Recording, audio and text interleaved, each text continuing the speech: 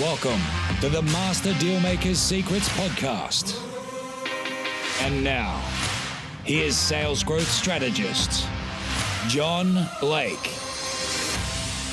Welcome to Master Dealmaker's Secrets. I'm John Blake. This is episode 86, and today I'm really pumped because I have got an incredibly knowledgeable individual with me today. His name is Matthew Peters, and we're going to be talking about the three core elements of creating maximum impact with your message that you present to the world using modern media. But before we do that, if you have got leads that you have spoken to but they haven't converted, people in your, proposal presented column in your pipeline, and you want to convert more of those people into paying clients, head over to johnblakeaudio.com and grab the 15-minute audio training where I show you exactly how you can double your sales with those existing leads that haven't converted yet. This is the exact same strategy that I always start my brand new clients on, and it works really, really consistently.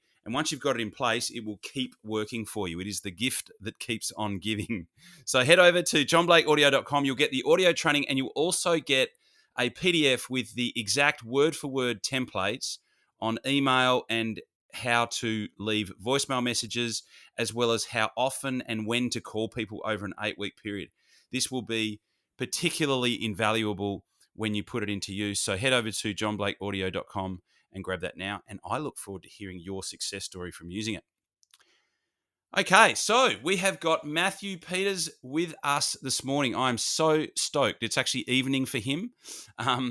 Matthew is the CEO and founder of Ascend Media, and he is an Academy Award winner and 2-time Amazon bestseller. He helps elite-level entrepreneurs become the preeminent voice in their space. His media and messaging strategies focus on clear communication and compelling calls to action, and it is directed to the top 10% of the market through the use of strategic videos, podcasts, social media, and magazines. His clients experience an amplification of their know, like, and trust factor as the authority with both power and integrity. He's actually the producer of my podcast as well. So I know that his stuff works, and that's why I'm even more excited to have him on. You can learn more about Matthew and what he does and how you can elevate your message and expand your influence at Ascend Media, ASYNDMEDIA.com. I know some of the people that listen to this podcast have personally asked me who produces my podcast, and I can't recommend Matthew highly enough. But I wanted to now bring you into the conversation. Matthew, good morning, mate. How are you? Or good evening in terms of where you are right now. Hey, John. Thanks for having me on. Mate, great to have you. So today, there is you're across so much of modern media, and you've got so much experience and have gone very deep into all sorts of the different aspects of producing videos and podcasts and magazines and books. You've done so much. So what I really wanted to ask you today, what I thought would be really valuable for the people who are listening, given the breadth of experience that you've got, would be to talk about the three, or there could be more than three, but let's talk about perhaps the three main core elements of creating maximum impact with your message that you present to the world using modern media. Because there's, everyone's got a voice now, everyone's got access to a media channel, on their phone, and in so many situations, it's almost like the person who screams the loudest gets the attention. And I know that you're not about that. And I know that you have a very systematic and a very strategic way of putting these messages together for your clients, not dissimilar to what you've helped me to do. And so what I'd love to talk to you about today is, what would you say are the three most important core elements of really making sure that you can stand out from the crowd and not be perceived as an also-ran, when you're compared to your competitors in terms of the message that you send out into the marketplace? Yeah, well, absolutely. There's a lot of them. I would say that there's definitely we can narrow it down to three. First of all, I think the biggest thing that people don't have is a plan. We can talk about strategy. We can talk about like how you have your calls to action, all those things. But the content, what is your content plan? What is your content strategy? A lot of times people will have a podcast or let's just say post or they're doing a video. It's very random. It's very randomized. And it's what it's not doing is taking people on a journey from where they are right now in their situation to the goal, which is how you help them with your products and services. And so sometimes we're leading people to the right, to the left, we're wandering. And the thing about wandering is no one is going to follow a wanderer. We have this instinct within us that we're looking for people with certainty. If we don't have certainty in where we're going and we don't have a clear path to what we're building, people will sense that. So having a plan is huge, having a content strategy. I love what you just said then. No one is going to follow a wanderer. No. That is so powerful because, and I think there are so many people that fall into that category. They're like, well, what am I going to post today? Right. and there's just total randomness. And you're right. The analogy is, they're not taking you in any particular direction. If anything, they're just leading you, around and round in circles. So that's got to be fundamental. And I'm sure it's something that the vast majority of people who are putting content out there are not doing. Yeah, and I think there's a lot of people who have an enormous amount of content, and what they forget is that people want their greatest hits. They don't want the latest hits. So the greatest hits are, what are you known for? What have you been known for over the last 2, 3, 4, 5, 10 years? Do you really need to break out and to do something new, or do you go back to the core of the basics of what worked really well for you and that are evergreen, timeless, and they are consistently getting people the results that they want? For instance, you have a book, I have a book, a lot of people have books. That is organized information to help people get a result. So if you are a content creator, if you have a blog, you've had a blog in the past, you're a writer, you've written a book, you've published a book, you've created a video series, or even like a program, an 8-week program, you have all the content you need for at least 6 months, if not a year of podcasts, of creating videos. But there's something inside of us sometimes that we feel like, I've got to create something new. And so we're always venturing out on the edge. And sometimes what happens is we venture past the edge, and now we're in unexplored territory, and we're kind of guessing, and we're telling people that I know about this, but I don't actually know about it. And if we would just stay closer to our core and go deeper and help people understand the confidence that we have in our own competence in helping people get the result that they desire, they're going to trust us more than they're going to trust someone just randomly putting out posts. Yeah, I can't agree with that more. And I have to admit, I think I've been guilty of that at some point. We've all been, definitely. But it makes total sense. And I also love what you said. People want your greatest hits, not your latest hits. There's actually a Australian punk band called Regurgitator, and one of their one of their most popular songs is called "I like your old stuff better than your new stuff." Yeah, for sure. It instantly made me think of that, and also a story that one of our mutual mentors used to tell about Toto. And about how they decided that they would never play Africa again. They were done. They would never play Africa live again. But that's their most popular song. That's the one that everyone wants to hear. Yeah, that's when we give up our greatest hits. We're actually losing a part of our legacy, and always trying to ride a wave on top of what is popular right now is going to keep us kind of trendy, but never like a substantial force in our industry. I'll let the people who are the bloggers, the social media influencers and stuff, I'll let them ride that wave. That's not the wave I'm riding. What I'm doing is I'm I'm looking for how I can help people and serve people in a timeless way.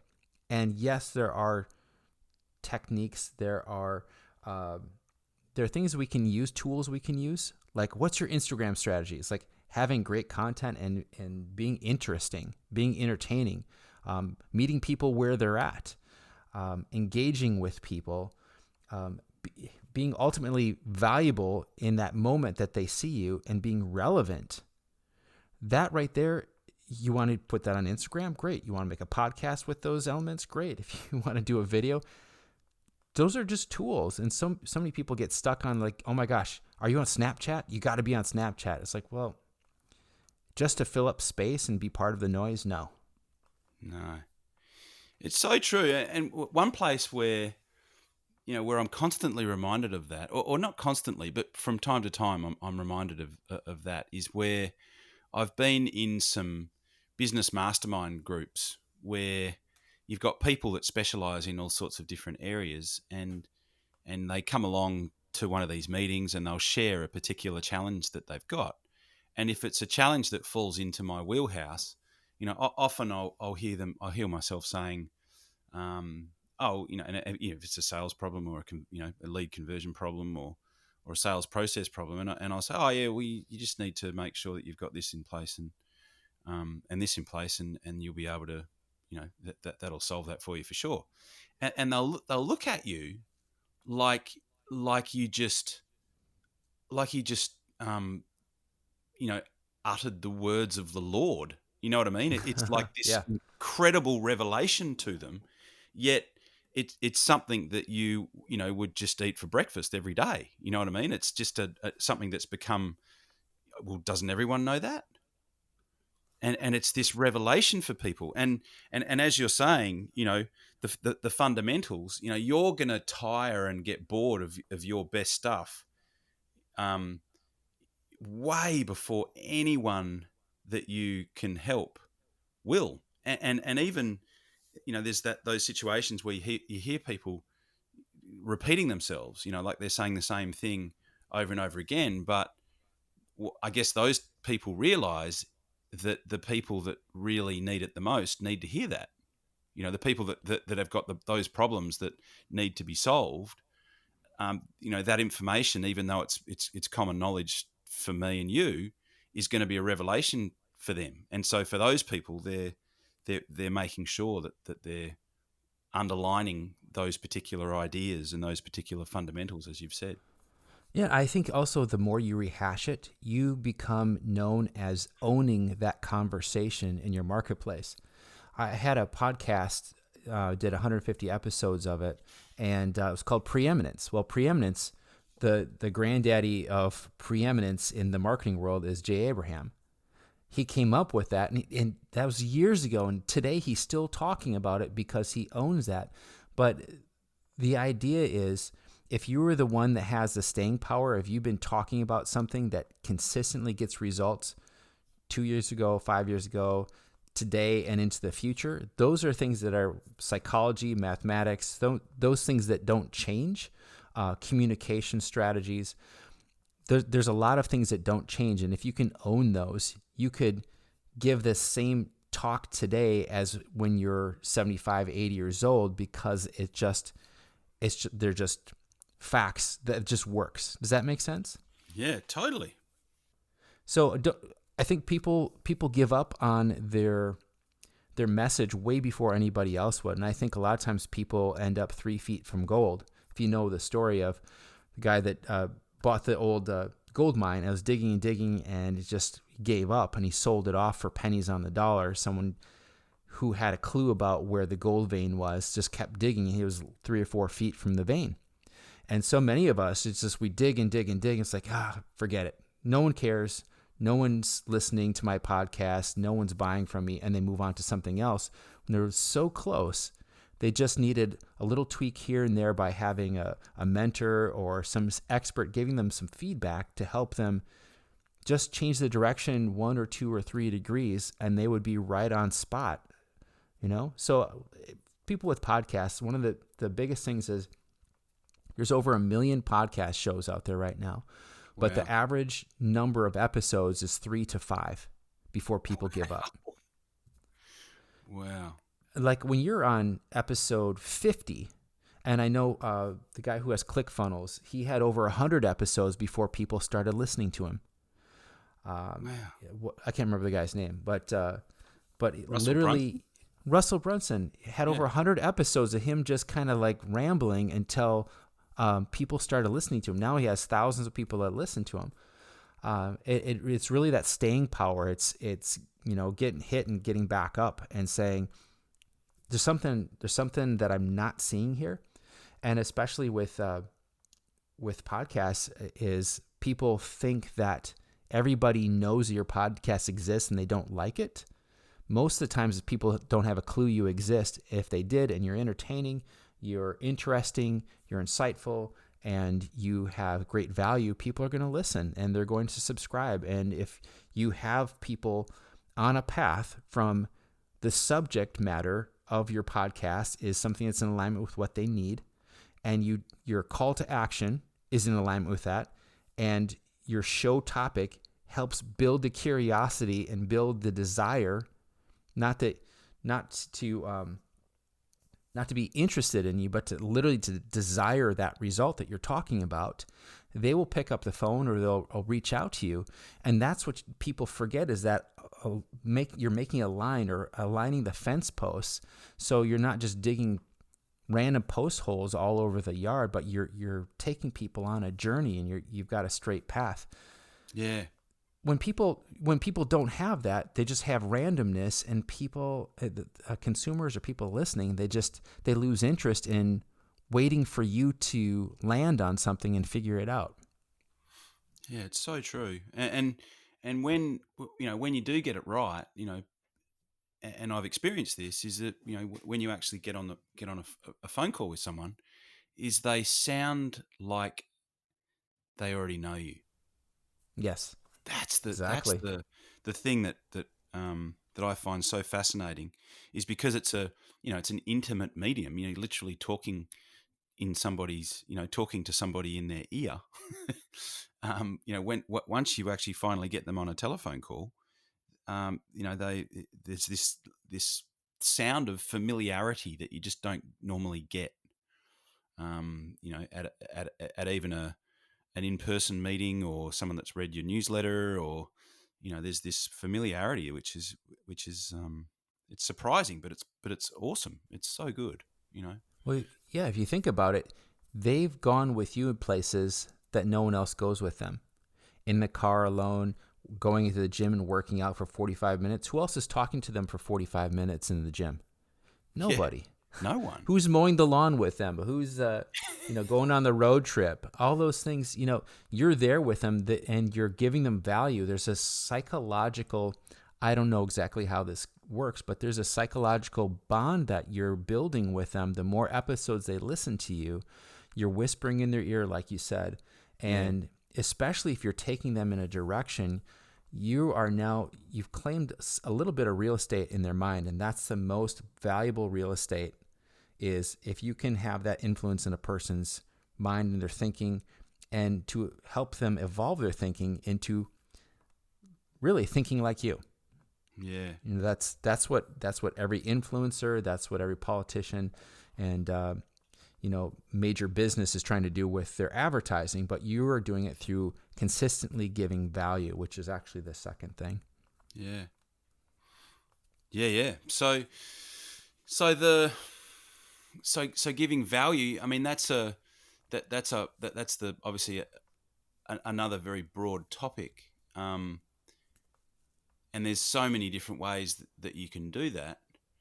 And it's interesting because there's a couple of different schools of thought on this. There's the I want to call it the spray and pray approach, where right. And you hear the likes of Gary Vee talk about this, where he just says, just keep putting out content even if it's crap, and at some point it won't be crap anymore. If people are still around to listen to it. Exactly, which I think aligns a lot more congruently with the first core element, which is the plan. Because if you've actually got a content plan, then it's already vetted and you know where you're going, and it's going to be a lot more likely to be valuable and a lot less likely to be just ramble or or uh, or babble. Yeah, absolutely, absolutely. And so the second thing is consistency, and even more so is consistent value. Yes. So if people on your email list, if people are watching a video series or a podcast or reading your blog, they want it to be consistent in value. Yeah. You know, they're pleased when you have something that's a little bit unique, but really they want that consistent voice, and they're willing to evolve with you, but they don't want those right angle turns that some people do when they just they go off the rails. And it's like, well, okay, what are they talking about now? Now they're an expert in politics, or they're you lose people sometimes when you do that. But the consistency really has kind of two meanings to the word. One is consistent in your voice, making sure that you are stay on topic, right? And then the other consistency is how often should I expect you to put out content? So the great thing with what you're doing with your podcast is every week you have new reliable content. People know, like a television show, that this is their favorite show. They know it's always going to be on at 7 p.m. on Wednesday nights. It's just like, I know John to be consistent, period. Yep.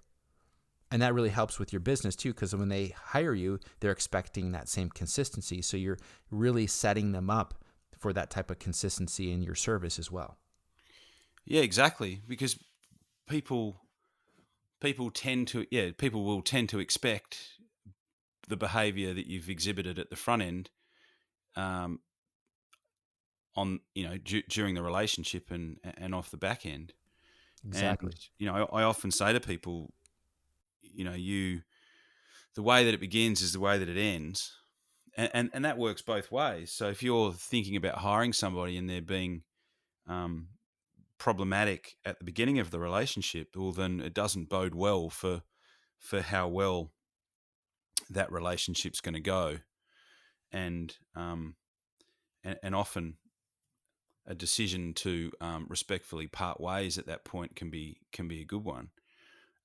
But on the other side of it, from the client side of it, it's and I've heard Dan Kennedy talk about this, where he says that it's like the old Western. One false move and you're dead.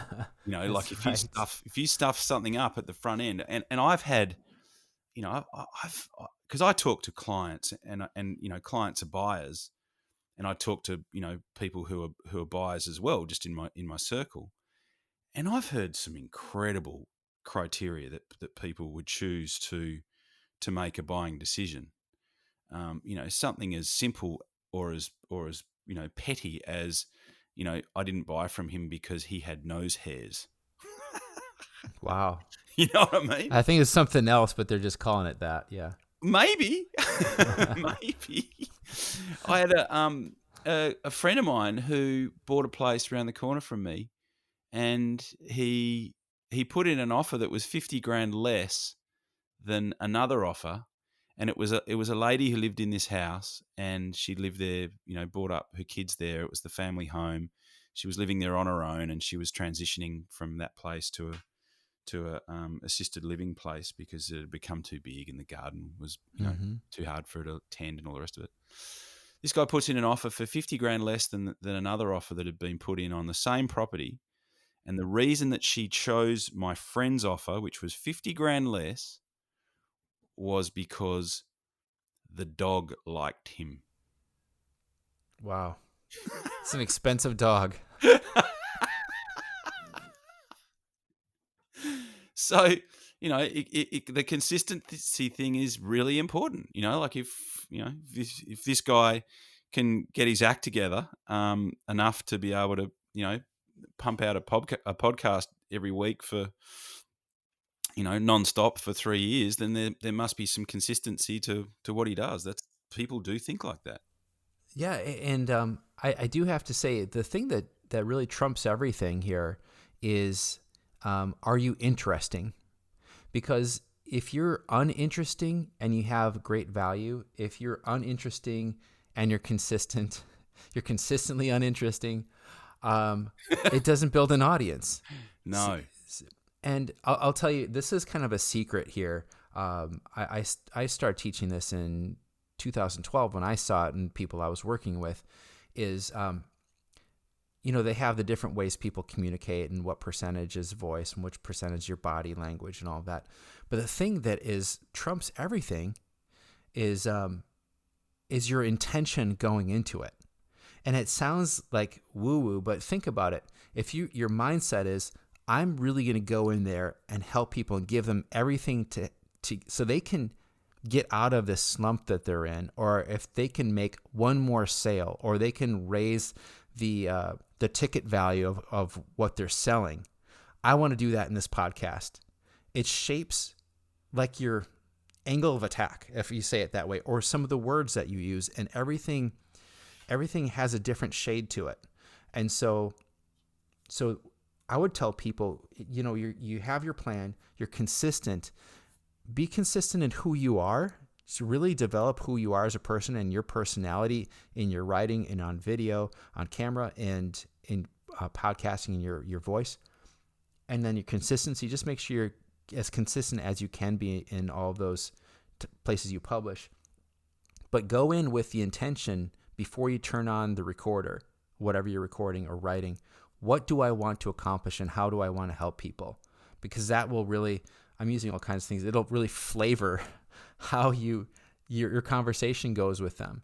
So I came in here today as like, how can I help people have a podcast or have make a video that is going to connect with people even deeper? And these are the ways I've found how to do that. And how do I connect with people to the point where they really trust me and they want to now call and do business with me? So those are the things that I came in. It's like, one you could say is selfish for me to grow my business, but it's only I'm serving myself after I've served other people and making sure they get what they need. Yeah, it's very powerful to be able to help people first.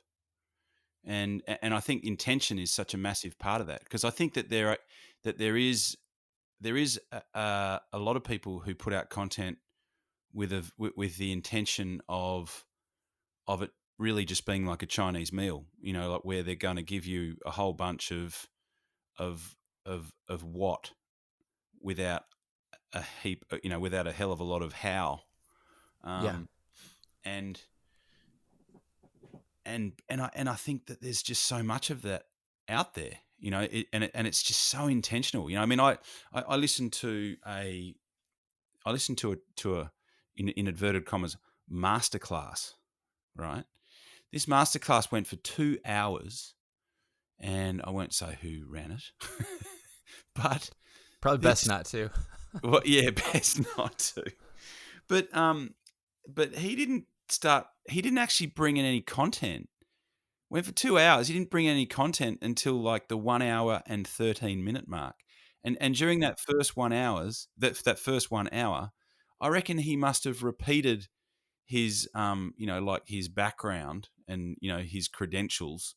I reckon he must have repeated that about 5 times. Yeah.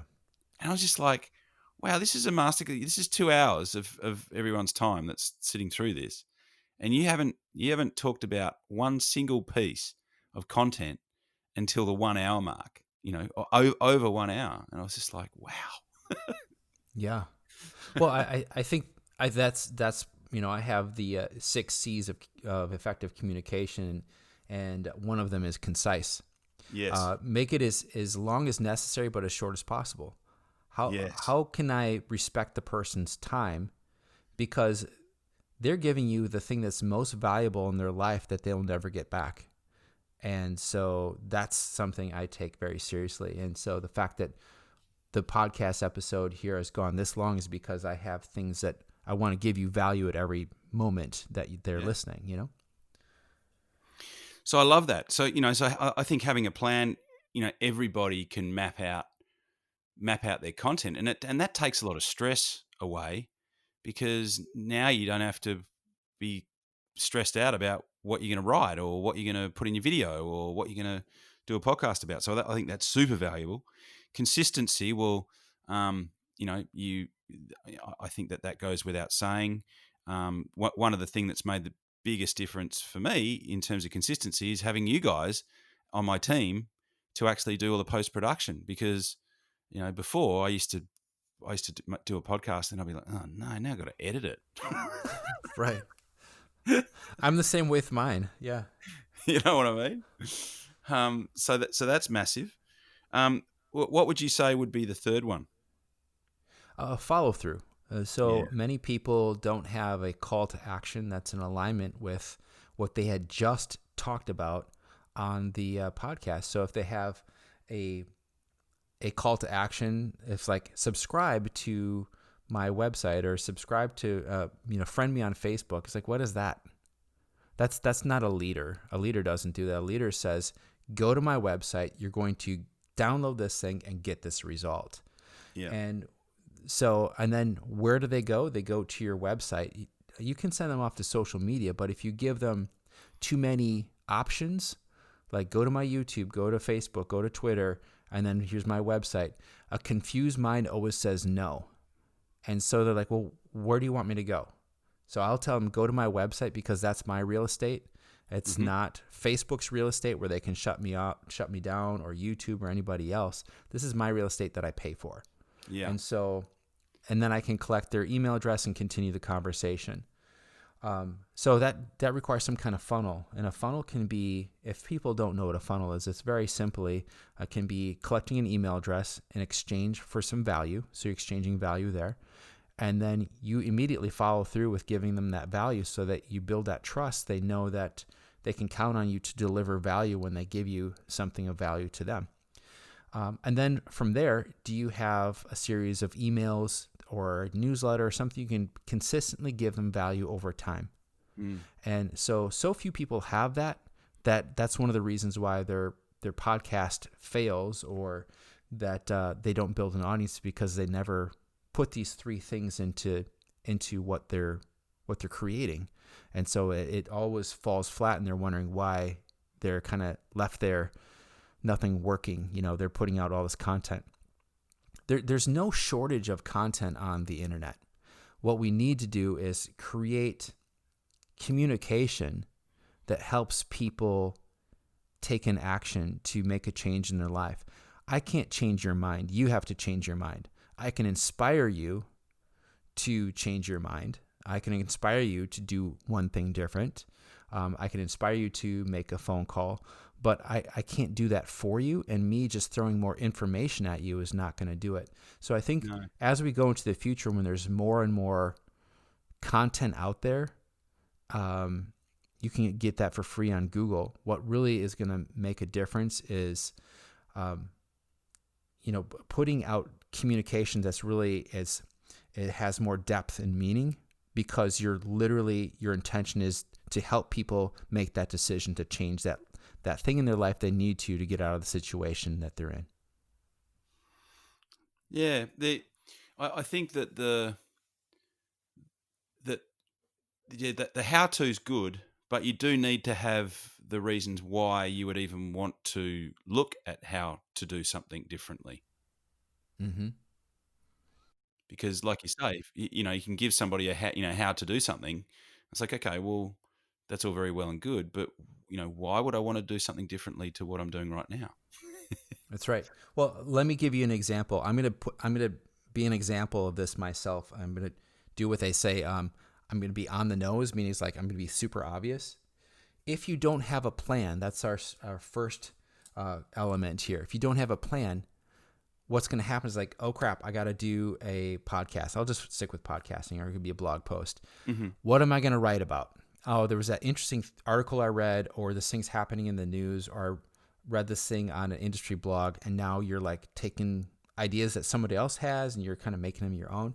Instead of saying, where do I need to take people, and how do I help them make that decision and plan that out over the next 12 months? And you literally like break down into, here's 12 topics, which works really well if you have a book, because usually a book has 10 to 12 chapters somewhere in there. and maybe even more. And you can break it down into your topics for the year. And now every week, it's like, okay, I'm going to talk about this little piece of this chapter of this book, or I need to take people this one next step. And by doing that, you have a plan. Consistency, if you're inconsistent, what's going to happen? People are going to wonder, where are you at? Who are you really? And when are you going to show up? And that is not a great place to start a relationship with someone in business. No. And then the last thing is, if you have no follow through, they'll be like, that was great. What's next? Follow me on YouTube or subscribe on YouTube. And I come out with videos every once in a while, and there should be some good, cool videos there. It's like, what is that? So you have to be clear on each one of these points for it to work. And so you have these 3 core elements, and now you need to market it. You need to put it out everywhere. What are the channels that I have? I have all my social media. I have my blog. I have my email list. I have all the podcast platforms. I have YouTube. And just for us talking here, you are on all of those. You're taking advantage of all those. So you're creating this one podcast today. It's going to be across all of those. You have your email, you have your blog posts, you have all the social media channels, the major social media channels. And you also have, I think it's like 12 or 14 different podcast platforms you're on. You're on all the major ones. So all your bases are covered. And you're leading people to a certain place that they came here to this podcast for one thing, and your call to action has to do with that one thing. So I really like how, first of all, how easy it was to work with you, because you're an expert at what you do and you're very consistent. You have lots of content that you organize really well, and you have a follow through in your funnel. So it was very easy for us to work with you. And that is where people will have success if they just stick with it and they are consistent and they get more and more in tune with their audience and their message is on point. Yeah. Awesome. Well, look, mate, I think that's a pretty good place to round this up. And I really, really appreciate you being on. And so I mentioned Ascend Media, ASYNDMEDIA.com. Is that the best place for people to start their journey with you? Yeah, absolutely. Ascend is A for authority and then syndication. That's why I called it that. It was also supposed to be like Ascend. But yes, that's the best place. Awesome. Unreal. Well, thanks so much, Matthew. And mate, I will no doubt talk to you very shortly. Thanks so much, John. You've been listening to Master Dealmaker's Secrets with John Blake. Subscribe to get more in-depth strategies to maximize your sales process with new episodes every week. And double your inquiry to sale conversion with the lead flow you already have. Go to johnblakeaudio.com for his exclusive free no-fluff audio training and companion PDF guide.